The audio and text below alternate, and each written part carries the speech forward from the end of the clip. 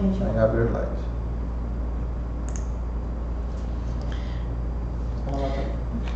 Boa noite, pessoal. Vamos dar início à nossa aula de finanças. Tá todo mundo me ouvindo bem?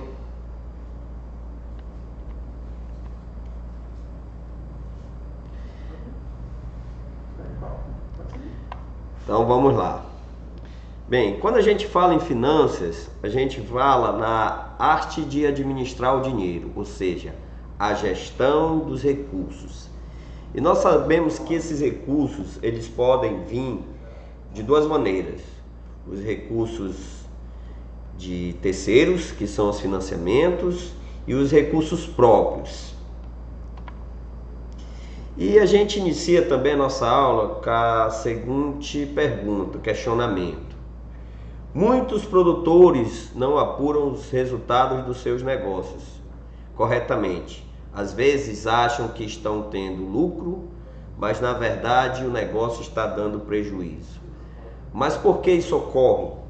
Qual é o motivo disso ocorrer? Ou seja, muitas das vezes os produtores eles produzem, eles colhem, eles vendem e eles não sabem se eles tiveram lucro ou prejuízo. Porque a gente sabe que a receita por si só, ela não é sinônimo de lucro, ela não é lucratividade. Mas para a gente chegar ao lucro, nós temos que pegar a receita, menos os custos, menos as despesas, aí nós vamos chegar no lucro. Então, uma das questões que os produtores rurais, principalmente, eles não têm, eles não executam, eles não desenvolvem no decorrer da produção, da gestão da produção, é justamente o controle, a organização e a separação de despesa. No que a gente se refere a controle, nós nos referimos à falta do mecanismo de um sistema que abranja corretamente as receitas, os custos e as despesas. Ou seja, há vários tipos de controle, vários tipos de ferramentas que nós podemos controlar a gestão da produtividade, quando a gente fala do meio rural. Uma dessas ferramentas que a gente já viu em contabilidade rural, gestão de custo, é o fluxo de caixa. No fluxo de caixa nós temos as entradas e as saídas. E o fluxo de caixa, ele pode ser diário, ele pode ser semanal, ele pode ser mensal. E esse fluxo de caixa, ele nos ajuda a perceber se a atividade escolhida pelo produtor, ela dá lucro ou prejuízo. Outro fator também muito importante que deve ser levado em consideração no agronegócio é a organização. Porque geralmente os produtores, eles têm pouca ou nenhuma organização financeira. E quando nós falamos de organização, mais uma vez nós falamos em ferramentas que podem nos ajudar e ajudar o produtor rural nessa parte de levantamento de informações. Ou seja, todas as despesas que ocorreram durante o desenvolvimento da produção, todos os custos que ocorreram durante o desenrolar da produção do negócio. Então, quando você tem um termômetro que mede os custos, as despesas, a receita, você tem uma organização. São métodos, são ferramentas que vão ajudar o produtor rural a desenvolver a atividade. E um dos fatores muito importantes que deve ser levado em consideração, se tratando de qualquer atividade, do desenvolvimento de qualquer atividade, é justamente a segregação das despesas, ou seja, separação das despesas. O que vem a ser despesa da produção, do negócio em si, do desenvolvimento da atividade e a despesa pessoal do produtor. Porque um bom exemplo, a gente levantar aqui é a questão dos financiamentos. A maioria dos produtores rurais, eles vão atrás de recurso com algumas instituições financeiras. Uma dessas instituições financeiras são os bancos. Então, eles fazem os projetos, eles apresentam os projetos, eles conseguem a liberação do recurso, dos valores. E o que é que acontece? Quando esses valores vêm para a mão do produtor, ele geralmente usa alguma parte desse recurso para finalidade própria, ou seja, às vezes a compra de automóveis, há o desvio do recurso. E por último, às vezes, o último que sobra, o recurso que sobra, o final, é que é aplicado na atividade. Aí o que é que acontece? Muitas das vezes, esse valor não é o bastante para desenvolver a atividade e a atividade fica pela metade. Não tem início, meio e fim. Ela tem somente início. Aí, se você planta, desenvolve e colhe, você tem um produto pronto para a venda. Então, primordial a gente saber orientar o produtor rural sobre essa gestão, essa separação das despesas. Então, a gente aqui está falando de finanças aplicada ao agronegócio, tá? Já vimos contabilidade rural, gestão de custo, um pouco de economia. Agora a gente fala dessa arte da gestão do dinheiro. E se nós formos conceituar finanças, nós vamos conceituá-la da seguinte maneira. O termo finanças pode ser definido como a arte e a ciência de administrar, controlar o dinheiro.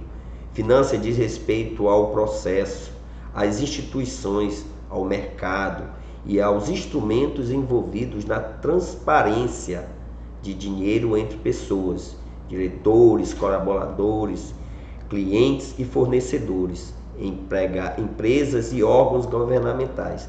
Então, a economia, nós sabemos que a economia ela é uma engrenagem viva, que ela gira. E a finanças é justamente a gestão dos recursos, do dinheiro nessa economia. Então, cabe a nós, como gestores do agronegócio, orientar sempre o produtor rural sobre as finanças, sobre o tratamento que o dinheiro deve ter para que ele possa gerar dinheiro, ou seja, o dinheiro gerando dinheiro. O recurso, como a gente já falou aqui, que pode ser o recurso próprio ou pode ser recurso de terceiro, gerando lucratividade. E aqui nós temos a pirâmide empresarial. A pirâmide empresarial ela é feita internamente, como a gente pode perceber aqui nesse slide, da diretoria, que no caso essa diretoria ali a gente pode dizer que é o produtor rural, os colaboradores, que são as pessoas envolvidas no desenvolvimento da atividade, e o sistema. Como seria esse sistema? O sistema hoje a gente pode até falar aqui em mecanização dos processos rurais. O sistema que possa ajudar no controle. Hoje nós temos tanta tecnologia dentro do desenvolvimento das atividades que hoje é válido, tem grande valia a empregabilidade dessa tecnologia. Seja até hoje a gente pode perceber o drone, ele fazendo todo o percurso de vigilância dentro das plantações, dentro para ver realmente a pulverização feita por drone. Então hoje nós podemos perceber que a tecnologia ela está mais próxima, bem mais próxima do desenvolvimento das atividades rurais. E fora um dos fatores e um dos, vamos supor, elementos que estão fora da pirâmide, que é o exterior da pirâmide, são justamente os clientes, são os fornecedores, é o governo e é a concorrência. Então, de que maneira o cliente, ele, vamos supor, ele ajuda no desenvolvimento da atividade rural? Ele é o consumidor. É ele que espera o produto acabado, é ele que consome o produto ali que é resultado da atividade do agronegócio. Então, o cliente, ele que traz a receita para a gente. Só que a gente tem que saber que a receita por si só, ela não representa o lucro. A receita é a entrada e depois do abatimento dos custos e das despesas é que nós vamos ter o resultado final, que é a lucratividade. Aí que nós vamos medir se aquela atividade ela é lucrativa ou não. E uma das ferramentas que a contabilidade ela dispõe para ser utilizada em finanças é justamente a DRE, que é justamente o cálculo que envolve a receita menos os custos, menos as despesas, é igual a lucro. Então, para a gente medir se a atividade ela é lucrativa, nós podemos usar a DRE, que é uma ferramenta que é um demonstrativo da contabilidade. Mas para a gente utilizar a DRE, nós temos que ter aquilo que a gente falou anteriormente, uma organização. Temos que ter todos os números, tudo bem organizado para a gente poder fazer esse levantamento. E os fornecedores? Qual é o papel dos fornecedores no desenvolver da atividade? Bem, os fornecedores, eles são justamente os elementos que eles enviam, ou seja, eles levam a matéria-prima para o desenvolver da atividade. Os fornecedores, eles são quase que um recurso de terceiros, porque muitas das vezes você adquire material, insumo, matéria-prima com esses fornecedores a prazo. Então você está trabalhando com recursos de terceiros para ser pagos futuramente. Então aí você tem recursos oriundos dos fornecedores, ou seja, de terceiros. E outro elemento que também influencia é o governo. De que maneira o governo influencia na gestão das atividades rurais? É justamente através dos impostos, porque nós sabemos que todo desenvolver de qualquer atividade, ela recai sobre ela cobrança de impostos. E no meio rural não é diferente. Embora a atividade que faz parte, que a gente diz, da cesta básica, tem alguns produtos que eles são isentos de alguns impostos, mas sobre eles recai outros, como por exemplo o imposto de renda e a contribuição social. Esses dois, eles recaem sobre a produção rural. E outro também elemento primordial que determina o preço do produto é a concorrência. Ou seja, quando você tem um produto que ele é fácil de ser encontrado, a gente tem a concorrência. Então, muitas das vezes a gente não se dá o luxo de precificar o nosso produto com uma margem muito alta de ganho. Por exemplo, eu vou colocar 80%, mas como é que está o mercado? O mercado vai absorver esse produto com esse preço de 80% de lucro?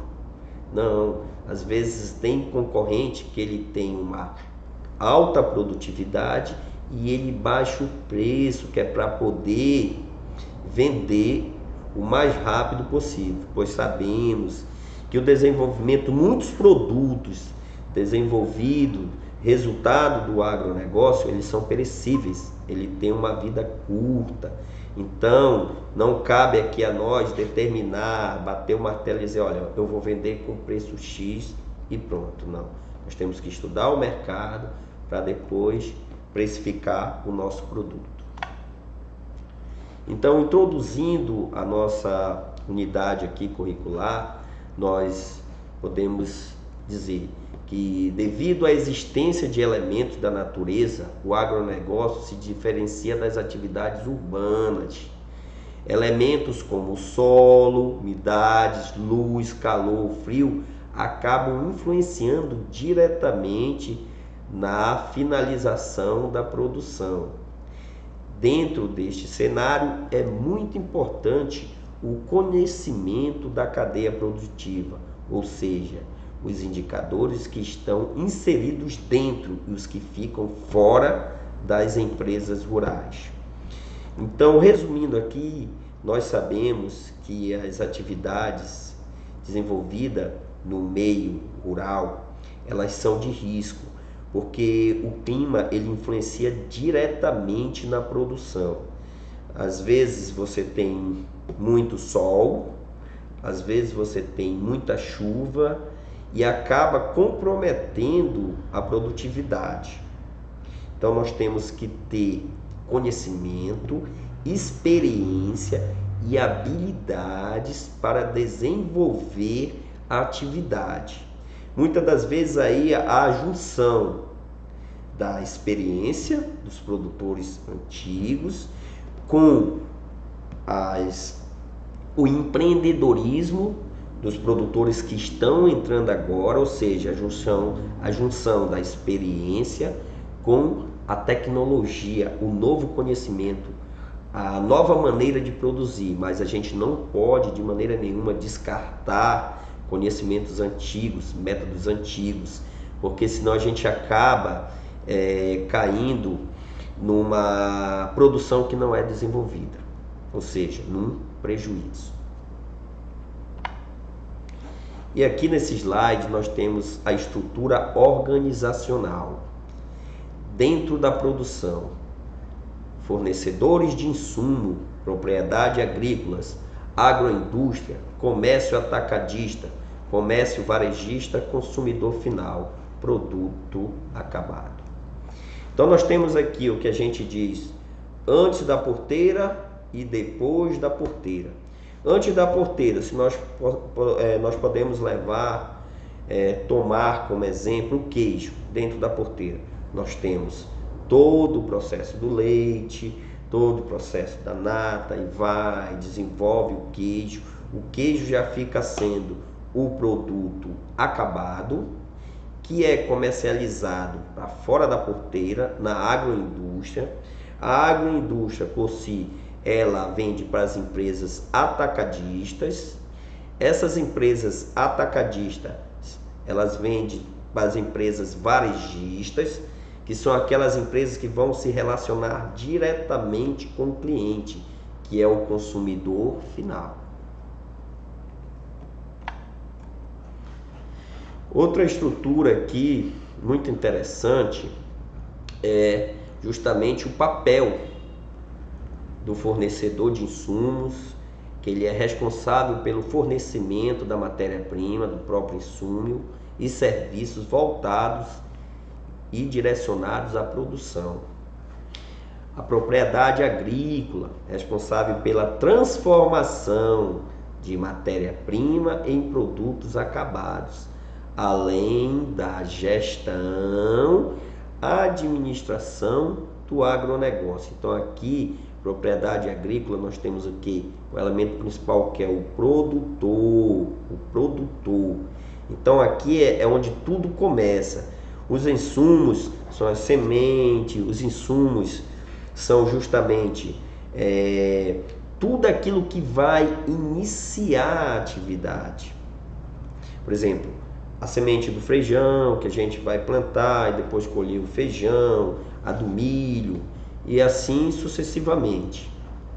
A agroindústria, receptor do produto acabado, da produção, comercializa com o produtor ou associação, cooperativas e etc. O produto acabado, pronto. Então, ele já comercializa com o produtor rural e o produto chega à agroindústria. Da agroindústria, ele vai para o comércio atacadista. Esse comércio atacadista, ele só se relaciona, ou seja, ele só pode vender para as empresas, para a CNPJ. Então, se nós formos conceituar comércio atacadista é o comerciante que vende o produto quase sempre para os comerciantes varejistas, pessoas jurídicas, construindo uma relação de fornecimento ou abastecimento de produtos. E o comércio varejista, aí nós podemos aqui exemplificar, comércio varejista, os supermercados, as lojas, que elas comercializam, elas têm essa relação diretamente com o cliente, ou seja, com o consumidor final. Empresas que comercializam o produto diretamente ao consumidor final. E o consumidor final é a pessoa física ou jurídica que compra produtos ou serviços de empresas ou profissionais liberais, ou seja, o consumidor final é aquele que paga todos os impostos. Porque se a gente começarmos aqui pela cadeia, nós temos aqui o proprietário do agronegócio, que ele precifica o produto já colocando todos os custos, todas as despesas e também os impostos. Aí ele passa para a agroindústria, que repassa esse valor para o comércio atacadista, que repassa esse valor juntamente com os impostos agregados ao preço para o comércio varejista. E esse passa para o consumidor final, ou seja, daqui já é consumido, então aquele já pagou o preço do produto. E nesse preço está embutido os impostos, as despesas, os custos e a lucratividade que o produtor almeja ter no desenvolver do seu produto. Modalidades financeiras. Então, modalidades financeiras são várias as modalidades financeiras. Porém, para que uma delas possam ser aplicadas, há uma necessidade de conhecimento de todas. Então, as modalidades financeiras são as negociações, a administração do capital, que é justamente o foco principal aqui da nossa unidade curricular, a estruturação, o controle, o orçamento, que nós vamos ver, uma ferramenta fundamental utilizada no agronegócio, o planejamento, que também é uma ferramenta que não deve jamais ser descartada, o diagnóstico, ou seja, o que foi que aconteceu que possa ter dado errado, e a negociação. Então é quase que um ciclo vicioso no qual todos esses elementos aqui que nós falamos agora, eles giram em torno da gestão financeira da atividade. Administração financeira. Introdução. O que vem a ser o lucro? Lucro é o resultado financeiro após todos os abatimentos dos custos e despesas, impostos, do qual eu falei, imposto de renda e contribuição social, que são os principais impostos que atualmente eles sobrecaem sobre a produtividade rural. Com a reforma tributária que está vindo por aí, talvez isso aqui mude, vai acrescentar alguns impostos a mais que o produtor rural vai ter que pagar. Então, por enquanto, tem esses dois impostos. Por quê? Porque geralmente o resultado da produção ligada à atividade rural são para a cesta básica, como os ovos, o feijão. Então, tudo isso aí, eles são isentos, como eu falei anteriormente, de alguns impostos. Mas cai sobre eles os dois impostos federais, que é o imposto de renda e a contribuição social sobre o lucro líquido. E dentro deste contexto, sabemos que todas as empresas almejam a maximização, aumento dos lucros. Então, para que eles tenham uma lucratividade, eles precisam saber controlar, ou seja, eles têm que saber o que entra, que é receita, o que vem a ser custo, o que vem a ser a despesa, para eles poderem chegar, como a gente vai cansar de falar aqui, na lucratividade, ou seja, no lucro. E quanto maior o lucro, melhor. Exemplo, aí nós temos um exemplo aqui, uma relação de custo-benefício. O que vem ser um custo-benefício? É tudo aquilo, o custo é tudo aquilo que você, então todos os gastos com obtenção de lucro. Ou seja, tudo aquilo que você introduz de recurso na atividade para que você, visando sempre a lucratividade. É uma relação de custo-benefício que leva em consideração o valor gasto, o valor a ser recebido como lucro. Essa relação pode ser de custo-benefício, ou seja, eu aplico 1 para ter como benefício 2, ou seja, aqui eu vou ter uma lucratividade de 100%. Ah, mas vai ser sempre a minha lucratividade? Representa sempre uma alíquota de 100%? Não. Isso aqui é só um exemplo. A gente sabe que a gente tem produtos que a alíquota de lucratividade ela é bem mais baixa, 30%, 20%. Depende muito de vários fatores. Um deles a gente já falou aqui, que é a concorrência. Um deles também é a logística, que às vezes há uma logística muito grande, então acaba que eleva o preço do produto. Se você não passar esse custo para o consumidor final, acaba que você compromete o seu lucro. Então é toda uma questão de gestão, de administração dos recursos, dos gastos, de tudo que vier a envolver o desenvolvimento da atividade. Levando em consideração o tempo gasto para a obtenção desse retorno, ou seja, devemos analisar se o tempo é favorável ao retorno. O investimento não pode ser viável. Se houver um investimento que tenha retorno mais rápido, podemos perceber que há uma relação de tempo e ganho. Outra maneira de se ver financeiramente o investimento. O que é que nós queremos dizer aqui? É simples. Há algumas atividades que elas têm um retorno a longo prazo. Como exemplo aqui a gente pode usar o dendê. Há um investimento muito grande na produção do dendê. E nós sabemos que ao colher o fruto para extrair um dos principais elementos, que é o óleo, há muito tempo você vai ver as plantas crescerem, o fruto aparecer, a colheita, mas nesse período entre plantação e colheita, há que ter uma manutenção dessas plantas, todo um gasto em cima disso aí. Então, justamente são investimentos a longo prazo, diferente de outros investimentos como a plantação de hortaliças, de legumes, que já tem um retorno mais rápido. Mas o que é mais, aí vem na balança, o que te dá mais lucro, o que é mais lucrativo, o dendê ou a hortaliça?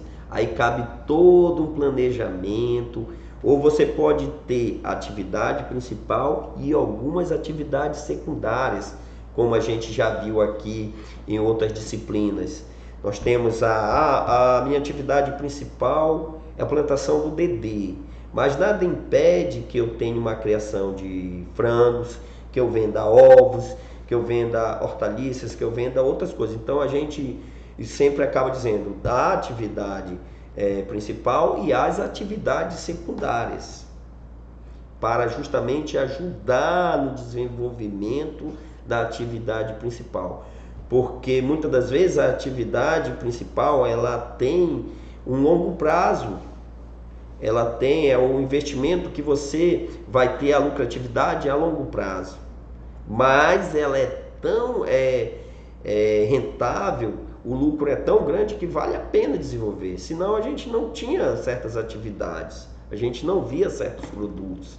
A própria criação do gado, ela requer todo um acompanhamento, um investimento até chegar no corte, ou mesmo até na produção de leite. Então há todos uns gastos que são os custos para a obtenção do lucro.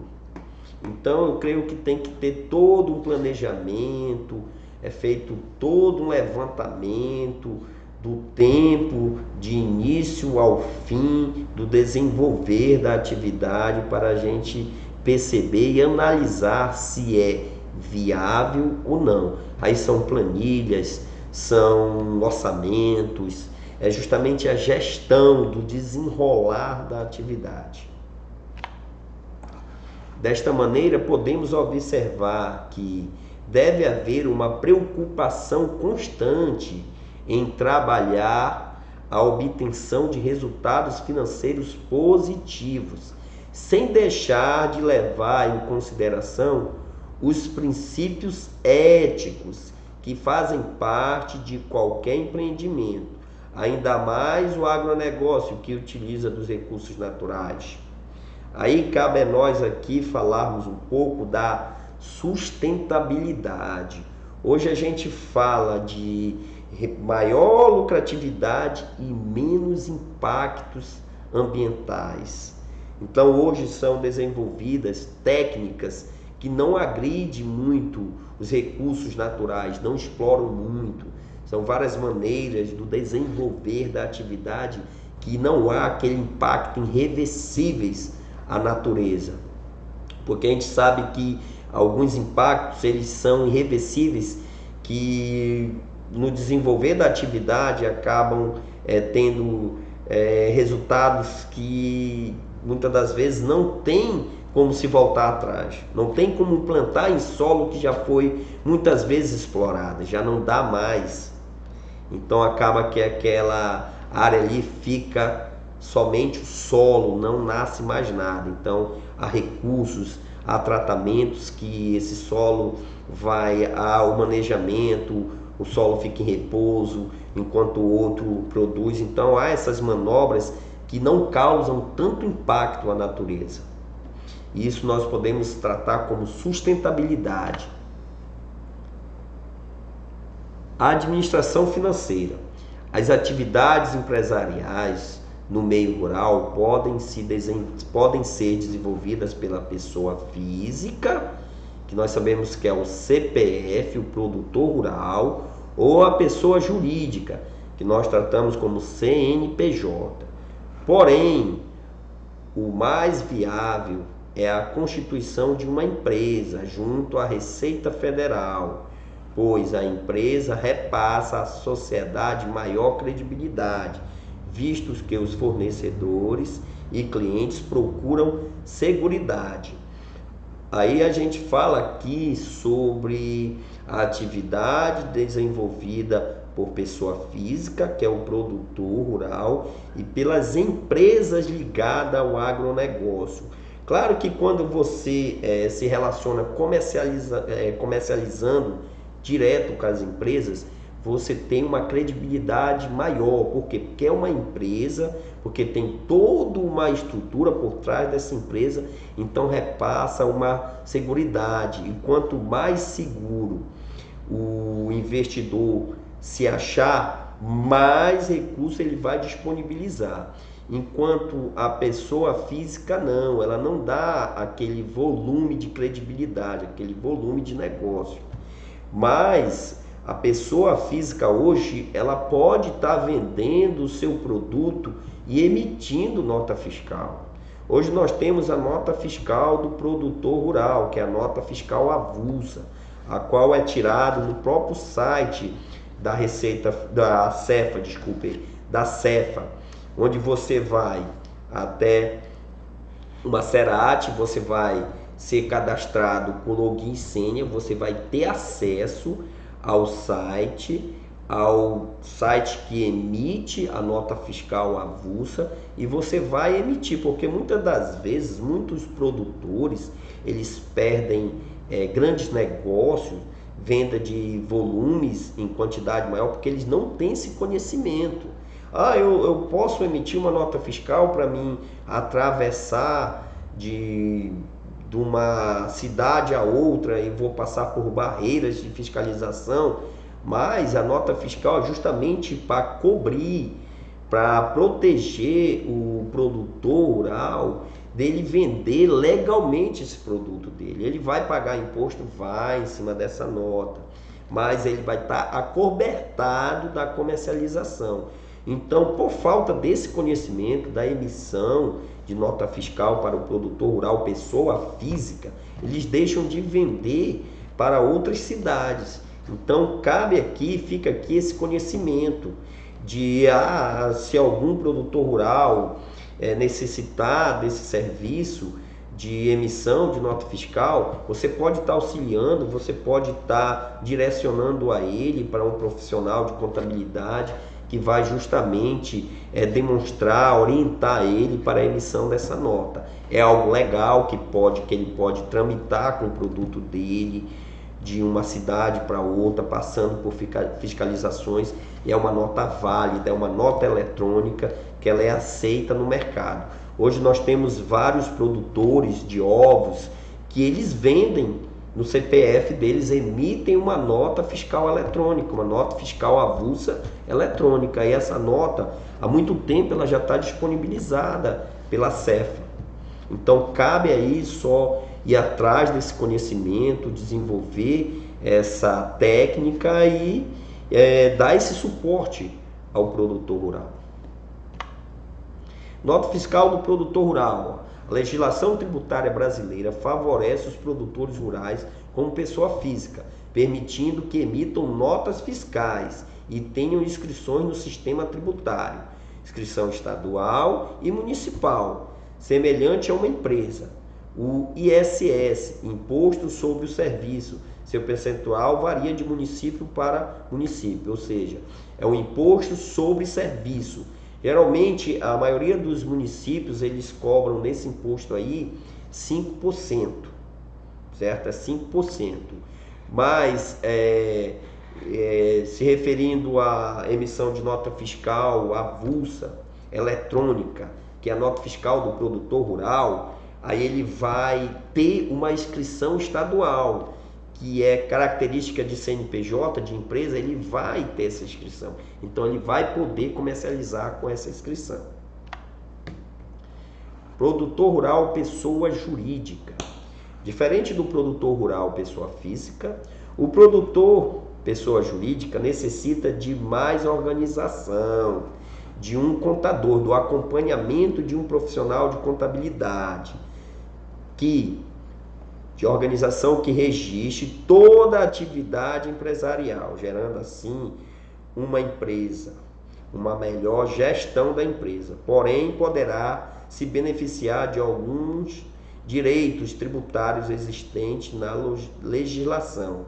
Ou seja, é mais fácil para as empresas, quando elas são bem organizadas, quando elas utilizam de todas as ferramentas de gestão, para que elas possam adquirir até financiamento com as instituições financeiras, que ela possa ser alvo de investidores. Então, quando se tem uma empresa que ela é toda regular, que ela tem toda uma organização, ela vai transparecer e dar mais credibilidade. Mas nós sabemos que essa empresa, para que ela possa desenvolver e ter lucratividade, e ela possa ser realmente organizada, ela requer o trabalho de outros profissionais. Nós temos o contador, nós temos o agrônomo, nós temos o administrador, nós temos vários profissionais que eles vão prestar serviço para essa empresa, que é justamente a pessoa jurídica. Os 4 tipos de formações básicas. Aqui nós temos o MEI, que é o microempreendedor individual, MEI, empresa individual, atualmente com a denominação de microempreendedor individual. É a pessoa que trabalha por conta própria e se legaliza como microempresário. Ou seja, o MEI hoje, ele representa uma grande parcela de arrecadação do governo.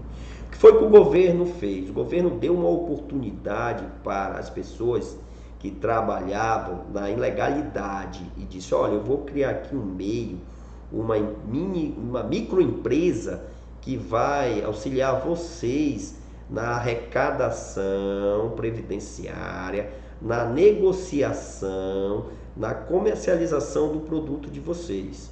Agora o MEI, que é um porte, menor porte de empresa hoje, ela tem limites. Por exemplo, você só pode comprar cerca de 62 mil.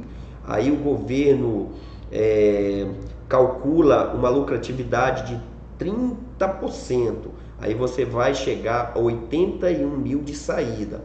Então hoje a movimentação de saída de venda do microempreendedor individual é 81 mil.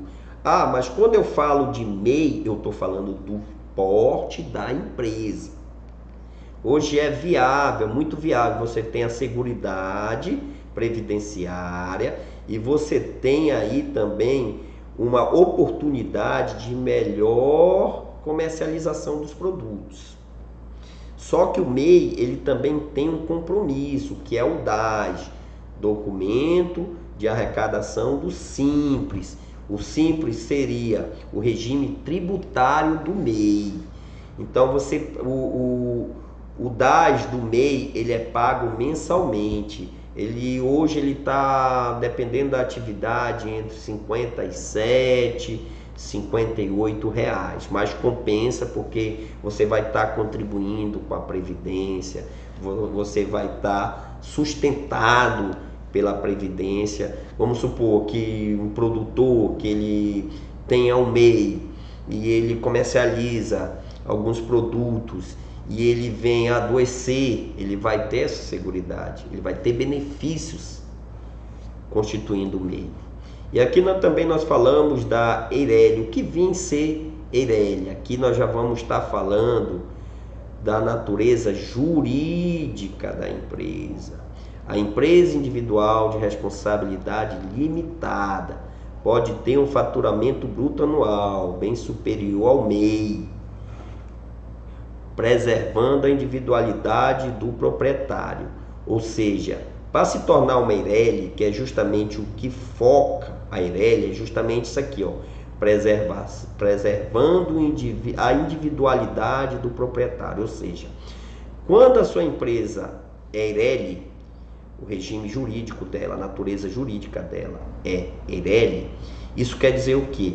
Que se com o desenrolar das atividades do tempo, a empresa vier adquirir algumas dívidas para com o governo, por ela ser uma Eireli, o governo jamais poderá lançar mão dos bens que tiverem no nome do empresário. Ele só pode pegar como pagamento dessa dívida os bens que estiverem no nome da empresa, do CNPJ.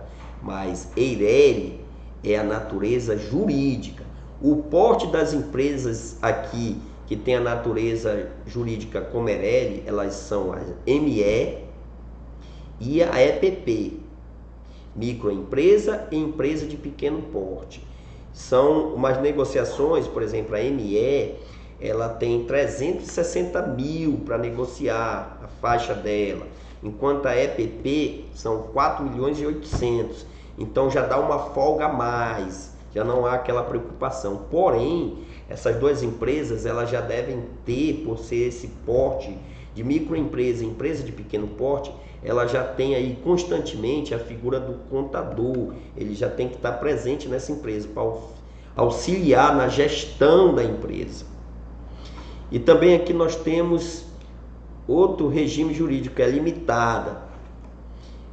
Natureza jurídica. Empresa de sociedade de pessoa envolvido no mínimo 2 pessoas ou sócios. Também chamado empresa de sociedade limitada. São aquelas empresas que já tem limite, já está limitado o número de sócios. São 2 sócios no mínimo, porque não existe sociedade de uma só pessoa, né? Sociedade são de acima de uma pessoa. 2 pessoas já tem uma sociedade. Nós vamos fazer uma sociedade de 2 pessoas e pronto. Está limitado ali. diferente da que a gente vê aqui embaixo da SA, que é Sociedade Anônima, que são as empresas que estão negociando suas ações em bolsas de valores, são aquelas que têm ações disponíveis para vendas. Então são as empresas que elas utilizam do capital de terceiro, dos investidores, na compra e venda de ações. Aí nós temos aqui, que a gente costuma discutir em sala de aula, né, algumas páginas. Então eu peço a vocês que dê uma lida na página 14, 15, leiam, releiam, analisem.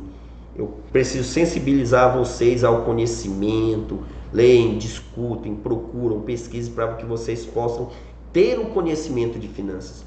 Porque hoje finanças, essa gestão de finanças, o controle financeiro de qualquer negócio, de qualquer empresa é fundamental.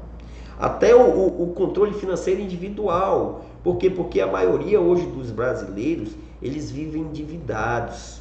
São cartões de créditos, são notas promissórias, são boletos que acabam prejudicando a economia, porque o dinheiro fica ali retido. Então muitas empresas, hoje, a carteira de cliente dela tem uma dívida imensa, então acaba que a empresa tem ali todo um valor retido, duvidoso se vai ou não receber. Então o mais viável para que a gente possa ter boas relações comerciais é essa preocupação da nossa gestão financeira.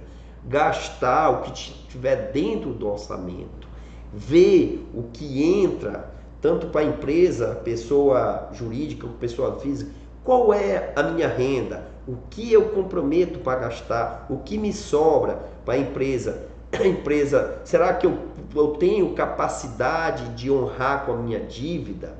Uma das ferramentas que a gente utiliza para medir essa capacidade é justamente o balanço patrimonial. No balanço patrimonial, a gente vê toda essa capacidade de honrar dívidas da empresa através do ativo e do passivo. No ativo aqui nós temos os bens e os direitos, enquanto que no ativo nós temos as obrigações. Então, enquanto que a DRE demonstra a lucratividade da empresa, o balanço patrimonial é a rentabilidade do negócio. Será que o desenvolver da minha atividade, do meu negócio, é capaz de pagar todas as minhas dívidas, todos os meus custos e todas as minhas despesas? Então cabe aqui a gente se questionar e analisar o balanço. Por isso que há toda uma análise de balanço, análise horizontal, análise vertical. Então a gente tem que conhecer o balanço, conhecer essas ferramentas dadas pela contabilidade, para que nós possamos conhecer de gestão de recursos, gestão do dinheiro. Então essas ferramentas como o balanço patrimonial, a DRE, o fluxo de caixa, elas espelham, elas refletem a situação financeira da empresa. Mas para que esses informativos eles tenham mais credibilidades, eles possam transparecer mais credibilidades, há toda uma organização, há toda uma alimentação de informações que tragam mais firmeza, veracidade, realmente, para que a gente possa analisar, que a gente possa obter resultados realmente verdadeiros, que tragam credibilidade tanto para o investidor como para o cliente. Então é muito gratificante você ver uma empresa organizada, que ela tem essa ferramenta, que ela expõe essa ferramenta.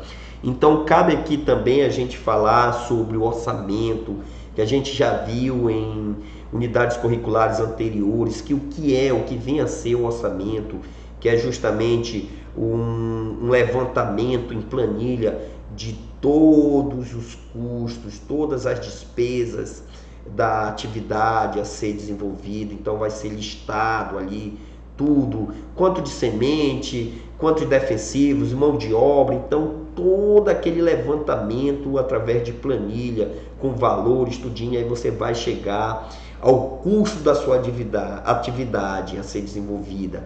E aí a gente vai ver, quanto eu vou precificar? Aí você coloca lá um percentual para precificar esse produto. Aí você vai precificar e você vai ter, eu tendo essa receita e abatendo o custo, abatendo a despesa, qual vai ser a minha lucratividade? Qual vai ser o meu custo unitário do produto? Qual vai ser o meu lucro unitário? Qual vai ser o meu ponto de equilíbrio? A gente também já falou aqui em ponto de equilíbrio, ou seja, qual a quantidade que eu devo vender para pagar meus custos e as minhas despesas? Qual é a quantidade que eu devo vender para mim poder me ressarcir do meu custo, do meu investimento? Então, tudo isso são ferramentas que, bem utilizadas, que com conhecimento sobre elas, você tem resultados favoráveis para que haja uma melhor gestão do negócio. Comentários. O ideal é que, antes das decisões localizadas, o gestor do agronegócio já tenha um bom nível de esclarecimento sobre os diversos riscos inerentes à atividade. Todo negócio envolve risco. Desse modo, certeza no sucesso não deve existir, mas sim confiança e responsabilidade. Aí aqui nós temos um exemplo de cultivo de milho, só para a gente ver mais ou menos como é desenvolvida a atividade, para a gente ter noção do que deve ser levado em conta. Aqui nós temos um cultivo de milho que tem despesa para 1 hectare, sistema atual, expectativa de produção 80 sacas por hectare. Custo, aí nós temos sementes, variedades, custo da semente R$ 45,00 a saca da semente. 1 tonelada de adubo, quanto é que custa? R$ 600,00 tonelada de adubo. Os demais serviços, R$ 400,00. Custo total, então nós somamos aqui 600 mais 45 mais 400, nós temos 1.045 o custo do hectare da plantação do quê? Do milho.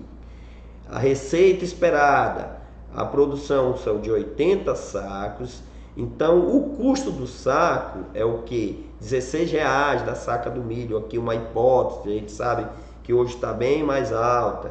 Então nós temos aqui uma receita de quanto? 1.280 hectare. E o lucro de quanto? Olha, a receita ela representa 1.280. Porém, a lucratividade só representa o quê? 235. Professor, por que isso? Porque o lucro a gente percebeu aí que ele é bem menor. Por quê? Porque nós pegamos a receita, nós diminuímos os custos e nós vamos ter o quê? Nós diminuímos, o custo e as despesas, ou seja, nós diminuímos os gastos e o que sobra é o lucro.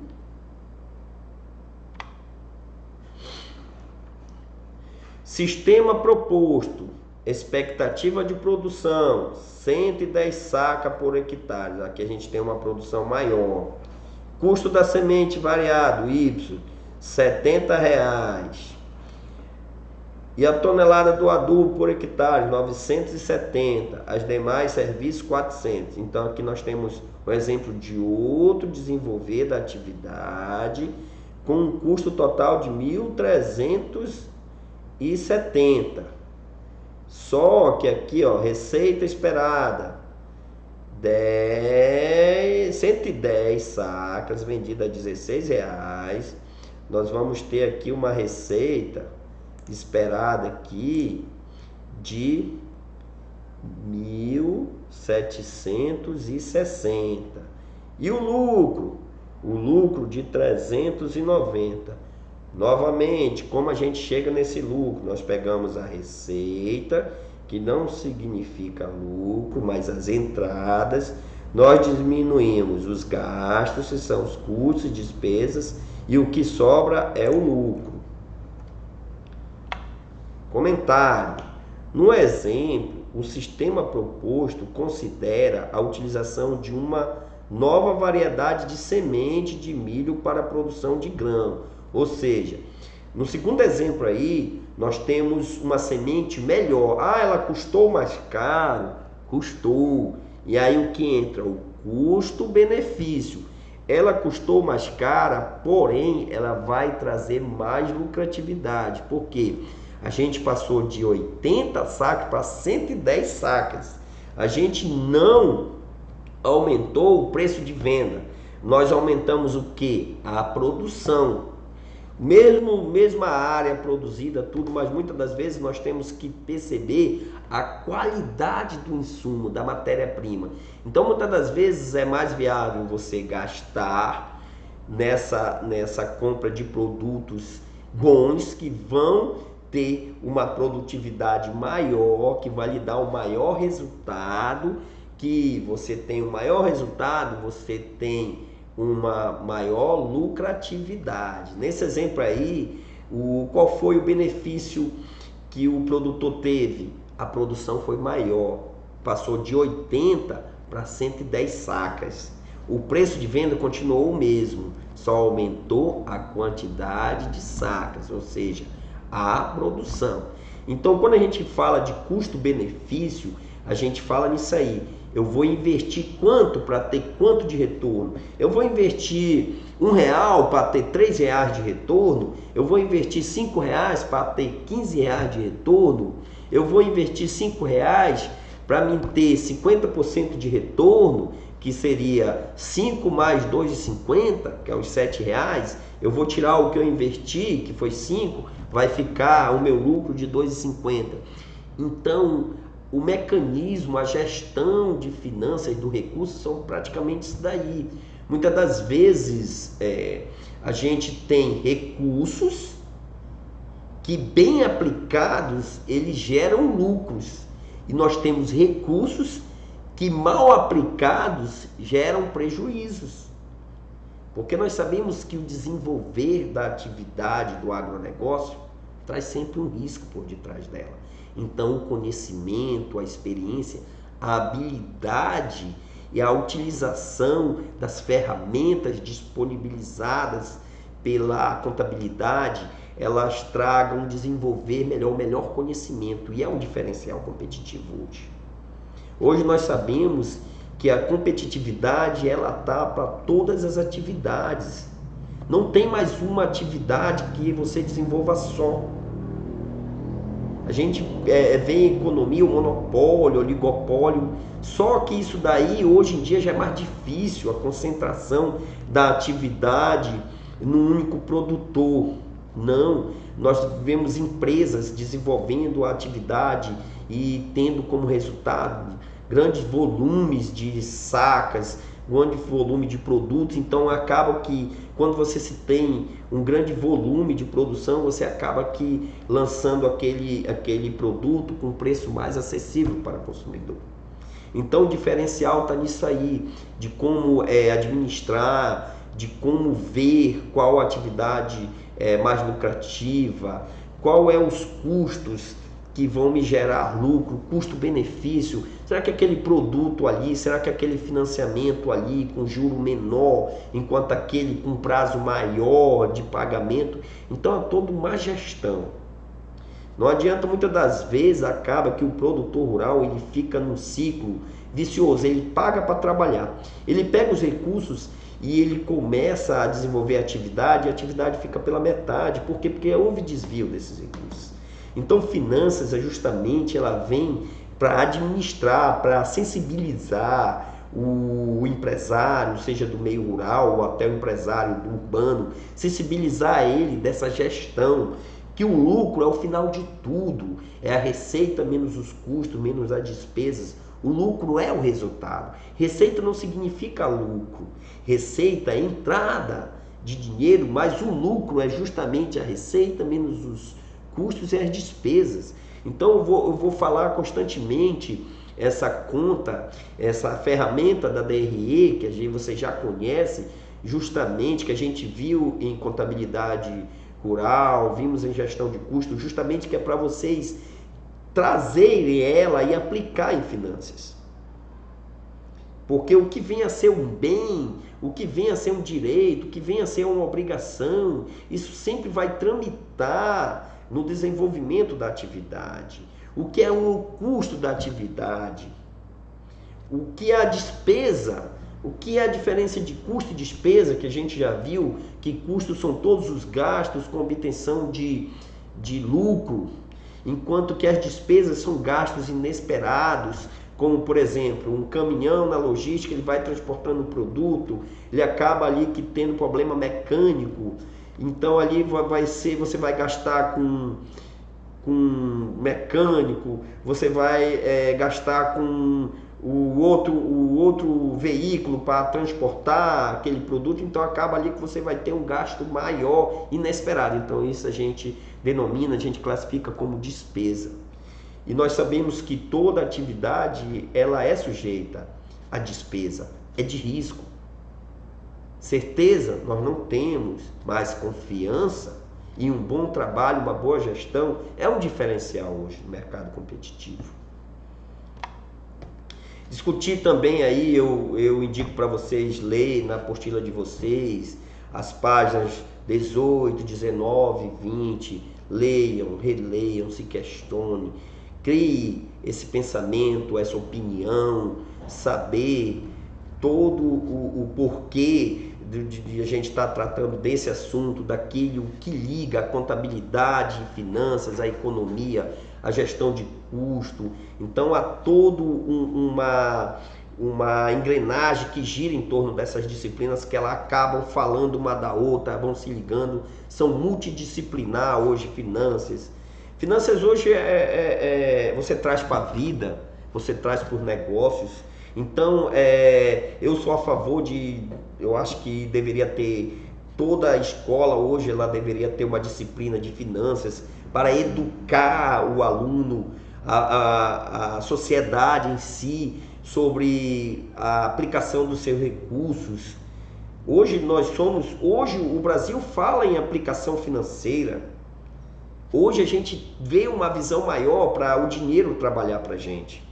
Senão a gente acaba sendo escravo, tendo que trabalhar para arrecadar dinheiro, e isso fica aquilo, vai, trabalha, e no final a gente não tem nada, e não. E se a gente fizer o contrário? O dinheiro trabalhar para a gente.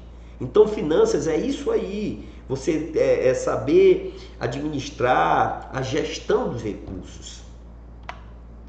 Aqui nós temos cálculo do juro simples, que é aquele cálculo básico para vocês lembrarem, que é o capital vezes a taxa, capital vezes taxa vezes tempo, dividido por 100. Ou seja, isso aí vai me ajudar em quê, professor? O senhor está trazendo esse juro simples de volta, isso que a gente deu em matemática, lá no ensino médio, ensino fundamental. Porque é o seguinte, quando você faz um cálculo sabendo a taxa de juro que você vai pegar um recurso de um banco ou de um empréstimo de terceiros ou de um financiamento, seja de onde for, você tem que saber noção do que você está pagando de juro, qual é o tempo que você vai pagar, qual é a carência que ele vai lhe dar, e se eu aplicar um capital determinado numa atividade rural, o que eu vou ter de retorno, qual vai ser o meu montante, qual vai ser a minha lucratividade. Então, o juro simples ele acaba aqui ajudando, esclarecendo mais essa sua visão de empreender, de aplicações e de pegar recursos. Então, é uma ferramenta da matemática que a gente utiliza muito hoje quando a gente vai fazer projetos, planejamentos de investimentos. Aí nós temos o montante, que é o montante principal, mais período, vezes taxa, vezes juros e vezes tempo. Montante é o valor final, ou seja, tu pega, soma tudo e no resultado tu vai ter o montante. Onde o P é o principal, o valor principal, o J, a taxa de juros do período, aqui é 1%, aqui o período 6 meses.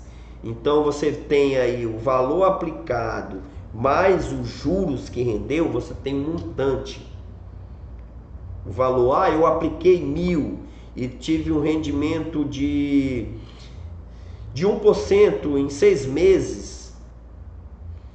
Aqui eu vou ter 60 aqui, então fica R$1.060. Qual foi a minha lucratividade? Quanto eu tive de retorno?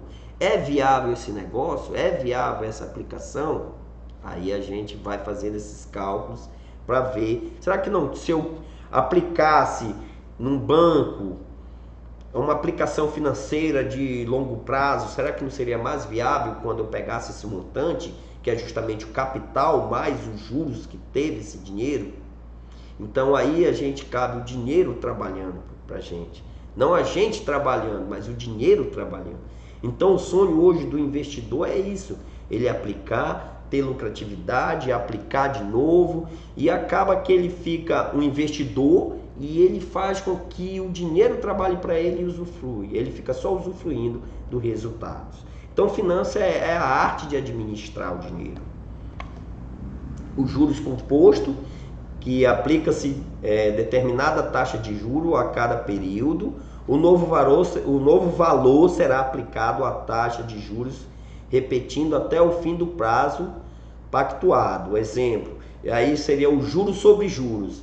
Eu apliquei, tive juros, aí eu apliquei novamente, o valor da minha aplicação mais os juros vai ser aplicado novamente, assim sucessivamente. Então é o que o banco chama, que a gente chama de juros sobre juros. A mesma coisa funciona com financiamento.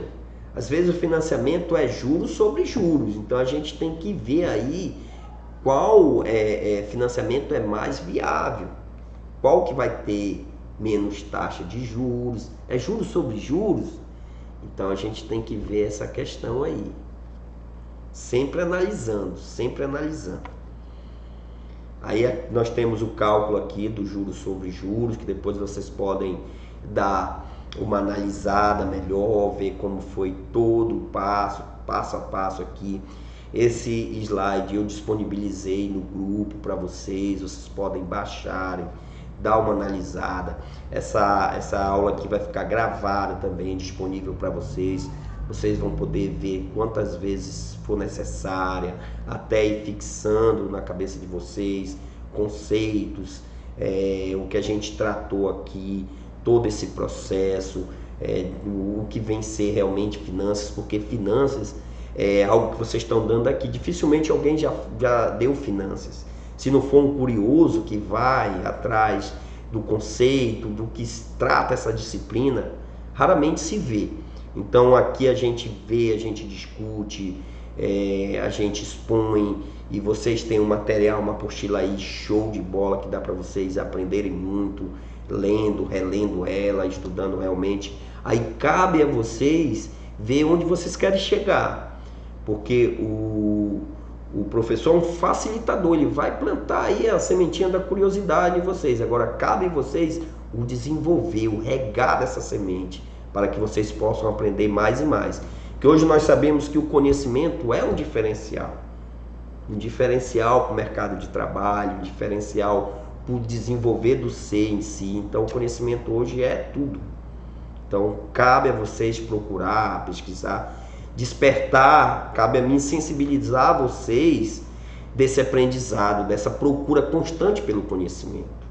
Enquanto mais vocês acharem, mais gana vocês vão ter, e assim mais e mais se aprende, porque o conhecimento ele é uma bagagem que não cria volume, não tem volume, não pesa, e você leva para onde for. Aí nós temos também aqui um ponto bom de discutir, que é o risco e retorno. Aí nós temos aqui o risco pode ser definido como a chance de perda financeira decorrente de problemas de várias ordens em um empreendimento. Então a gente já falou aqui que a atividade rural ela está exposta a riscos contínuos. A gente vê em alguns noticiários os produtores muitas das vezes lamentando, chorando que toda a produtividade dele foi perdida, ou por uma enchente, ou por uma seca, um sol, um tempo de seca aí que passou do período de duração. Então a gente vê essas lamentações, essas tristezas, a gente presencia isso.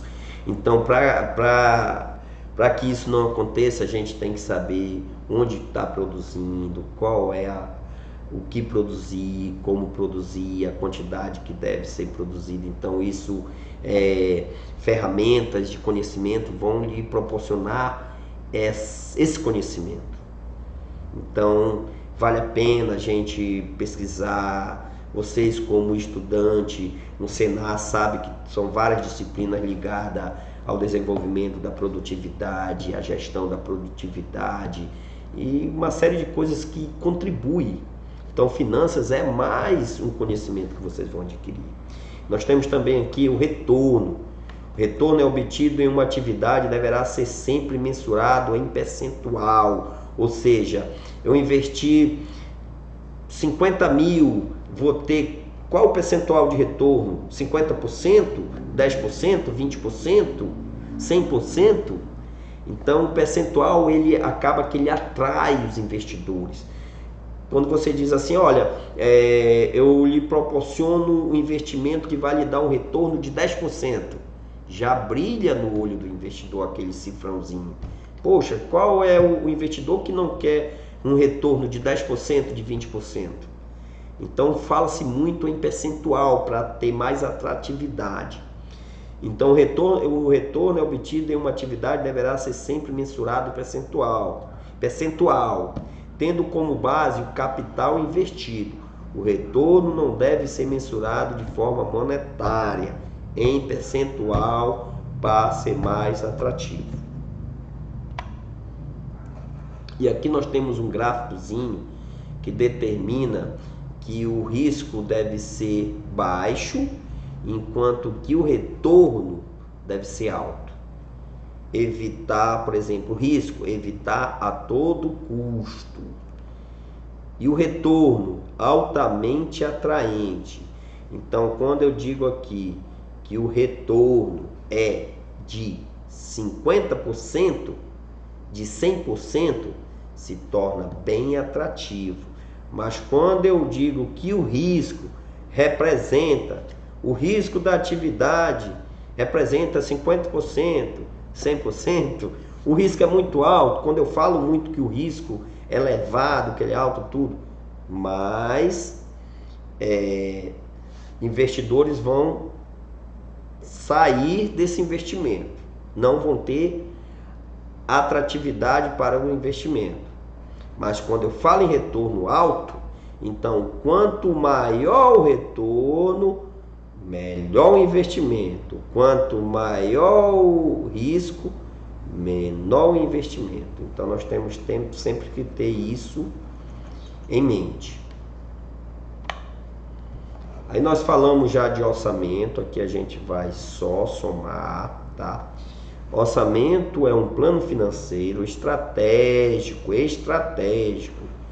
que compreende a prevenção de receitas e despesas futuras na administração de determinado exercício ou período de tempo.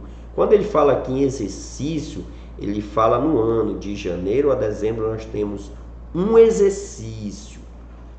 Mesmo que rotineiro, as operações de um sistema de produção no agronegócio devem ser precedidas de um orçamento, que é o levantamento de todos os gastos, ou seja, a montagem de uma planilha estipulando as ações, os insumos, os valores que serão necessários para o desenvolvimento da atividade. Com base no orçamento, o gestor poderá viabilizar as fontes de financiamento para a realização das rotinas operacionais ou de um novo projeto. Então, o orçamento ele acaba sendo uma ferramenta primordial para o desenvolver da atividade do agronegócio também. O orçamento é um levantamento de tudo que será utilizado, tudo que será gasto. Para desenvolver essa atividade eu vou precisar de um financiamento no valor X. Porque se você desenvolve o orçamento e você tem os resultados aproximados que você vai gastar na atividade, você evita pegar um financiamento de valor alto e se endividar completamente. Não, você pega ali um financiamento com os valores que vão dar para desenvolver a atividade. Não precisa passar muito para você ficar endividado, não. Um orçamento mais aproximado possível da realidade. Aí você vai ter uma gestão de recursos, aí você vai aplicar e ter resultados favoráveis. Mas se você não utiliza ferramentas para que você possa fazer esse levantamento de quanto vai custar a atividade, muitas das vezes você pega menos e não desenvolve, ou muitas das vezes você acaba se endividando, pegando muito. Então o orçamento é uma saída, uma ferramenta que ajude muito o produtor rural, o próprio empresário para desenvolver, para iniciar o negócio. Então o orçamento é uma mega ferramenta que pode ser utilizada por todos para poder fazer um levantamento mais preciso dos gastos no desenrolar da atividade. Plano orçamentário. O plano orçamentário é uma importante ferramenta de gestão do empreendimento no agronegócio, tanto na pequena quanto na grande iniciativa. Com ele, o gestor pode diminuir a exposição a risco. Então foi o que a gente já falou aqui, todo o levantamento dos custos. Definição importante, as fontes de financiamento. De onde virá o dinheiro? Aí a gente se pergunta, né? Será que é daquele banco ou daquela cooperativa de crédito?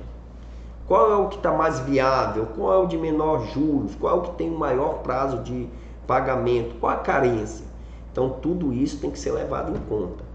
As atividades a serem desenvolvidas. Qual atividade? O que produzir e como produzir? Aí cabe a experiência, habilidade, conhecimento. As particularidades técnicas das atividades.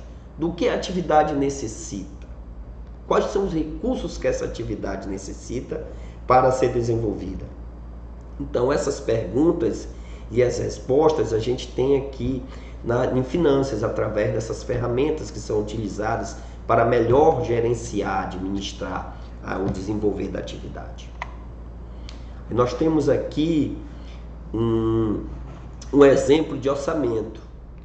Nós temos aqui a manutenção da pastagem, que foi 57 mil, concentrados, que foi 121 mil, adubo químico, que é 14.500, calcário 8 mil, mão de obra mais impostos sociais sobre a folha 152.500, total mês anual 341 mil. Receita projetada, qual vai ser a minha receita em cima disso aqui? Então tourinhos, eu vou vender aqui a quantidade 150 mil, novilhas 250 mil, total da receita 400 mil. Então eu vou pegar aqui, para mim saber o meu lucro, eu vou pegar essa receita, vou diminuir de todos os meus custos orçados, aí eu vou ver a lucratividade. Aí eu pego essa lucratividade, vejo em percentual quanto é que ela representa do valor investido. Aí eu vou dizer, olha, eu vou ter tanto percentual de tanto por cento, 20%, 30%. Aí eu vou atrair investidores para o desenvolver da minha atividade. Dicas importantes. Seja na pecuária ou agricultura, as compras antecipadas com base nos planos orçamentários devem exigir bons níveis de precisão nas projeções dos volumes dos insumos a serem utilizados. Excessos criarão a chamada ociosidade dos estoques e pesados custos financeiros, ou seja, foi aquilo que a gente já falou aqui, não podemos ter excesso, tanto em pegar um financiamento como em comprar insumos, matéria-prima. Por quê? Quando você tem Um excesso, você tem desperdício. E desperdício representa despesas, gastos sem necessidade. E todo gasto e toda despesa no desenvolvimento de qualquer atividade, no desenrolar de qualquer negócio, representa redução do lucro. Redução do lucro. E quanto maior a lucratividade, melhor para a gente, melhor para o investidor, melhor para o produtor. Então, o desperdício, o não planejamento, o não levantamento dos custos e gastos representa muita despesa. O não entendimento das necessidades acarretará um custo elevado. Então aqui a gente falou de finanças, a gente falou de alguns elementos importantes na disciplina. Então aqui a gente encerra, mas fica aí dicas de estudo, fica aí para vocês esse slide com todas as informações, a apostila aqui realmente é umas informações muito boas. Então você acaba que você tem material, só falta o estudar.